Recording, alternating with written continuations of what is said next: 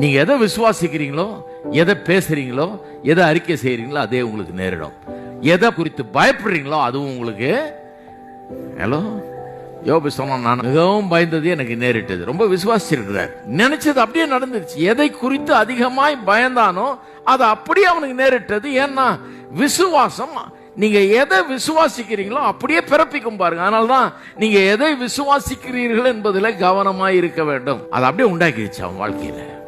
பயம் பொல்லாதது பாருங்க, மனுஷனை எப்படி எப்படிலாம் அழிக்கணுமோ அழிக்குது. அப்ப நான் சொல்லுகிறேன், பயம் சரீர சுகத்தை சீர்குலைக்குமானால், பயம் உங்களை நடுநடுங்க வைக்குமானால், பயம் உங்களுடைய இருதயத்தை படபடப்புக்குள்ளாக்குமானால், பயம் உங்களுடைய சுகத்தை எல்லாம் கெடுத்து உங்களை நாசமாக்குமானால், விசுவாசம் சுகவீனமாய் இருக்கிற உங்கள் இருதயத்தை சுகமாக்க முடியும்.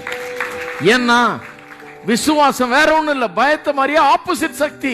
இது பாசிட்டிவ் சக்தி. இது சீர்குலைந்து கிடக்கிற, கெட்டு போயிருக்கிற, சுகவீனமாய் கிடக்கிற சரீரத்தை அது எழுந்து நிற்க பண்ணும். பயம் சீர்குலைக்க முடியுதுன்னு நம்புறோமே, விசுவாசத்தினால சுகமாக முடியும் நம்புறீங்களா? பயம் செய்யறதுக்கு எக்ஸாக்ட் ஆப்போசிட்டா விசுவாசம் செய்கிறது.